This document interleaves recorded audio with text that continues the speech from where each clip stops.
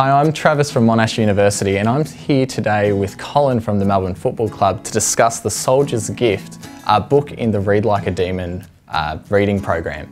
So Colin, before we dive into the book, why don't you tell us a bit about yourself? Yeah, look, I've always loved playing football, obviously. I've got, brothers at home that we always at the backyard, playing footy or cricket or basketball and stuff like that. So yeah, it was just a process of growing up in Tasmania, playing footy with my mates, then representing state teams, and then entering in the draft in 2006. So 9 years ago now. So I'm getting pretty old. So and it's a big deal. You're in year 12 and you're doing your studies as well as entering the next stage of your life with an actual career. Yeah. So it is pretty stressful at the time, but yeah, I was lucky enough to get picked up by Melbourne, and I'm here 9 years later and just love the place, and feel really lucky and blessed that I get to do something I love for a living. Not many people get to say that. No. So loving my footy journey so far.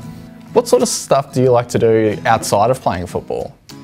Yeah, like all the general stuff, I guess. So like hanging out with mates and spending time with my partner and spending time with family, I guess.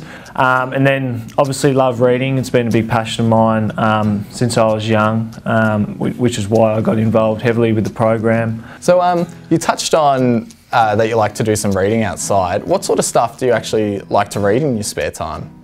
Yeah, I guess it's changed. Like when I was younger, I was into really sort of sci-fi novels and fantasy type books. Obviously Harry Potter at my age was huge thing growing up. Yeah, of course. And I started when I was really young with Tintin books, Asterix and Obelix, comic books, and then you sort of progress. It's still a great way for me as well to educate yourself, I guess. Like you can read books that you're always learning. Even I'm 27 now, and books are a great way to, you can educate yourself without a degree.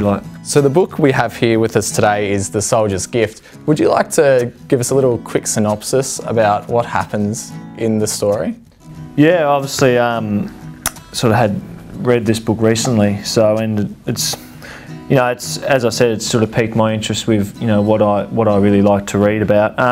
The synopsis is a young son, a brother goes to war, and that was the reality back then, off farms. My granddad went off a farm into war as well at a similar age, and back then you had no real idea what they were getting into. They probably felt it was going to be a great adventure and something that might be they'll get to see the world, and it just tells a story of it.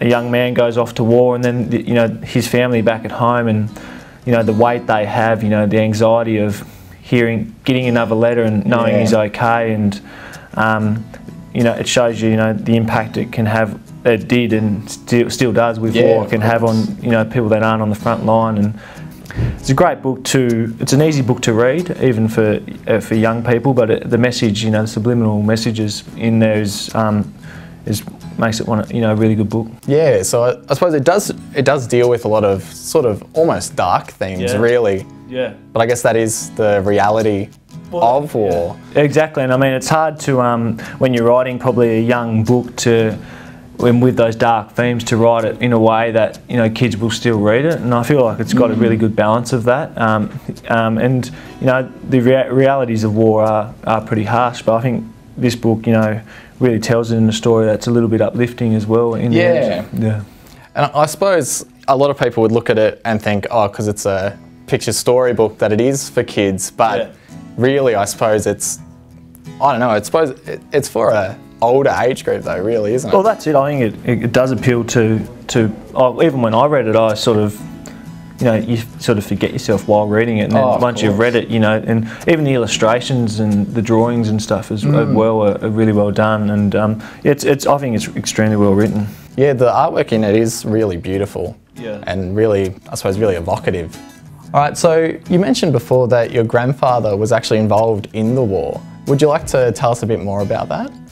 Yeah, I guess and our family tree was, you know, it has been difficult over the years to sort of trace. Obviously, Country Tasmania, the records back in the day weren't the most important thing. But there's a great website that you can go on and you can type your grandfather's name or your grandmother's name, or just to read the history of. Just to read his service history just fills you with pride, and just makes you think, you know, what I was doing at 15, 16, you know, and he was, you know, in Belgium and France and stuff, sort of fighting, and even though you never knew him, like he was long gone before I was around, you know, you sort of feel a little bit of a connection there. Yeah. Are there any other books that you've read that deal with similar themes to this book?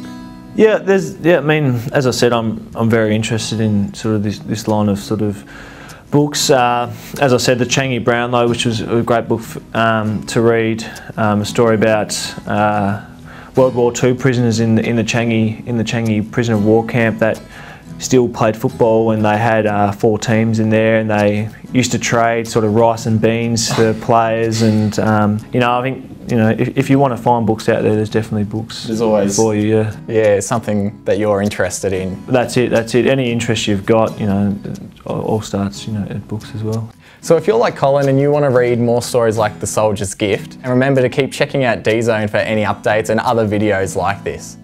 Thanks for talking to me today, Colin. Thanks, Travis. It's been good. Cheers, mate. Thank you very much.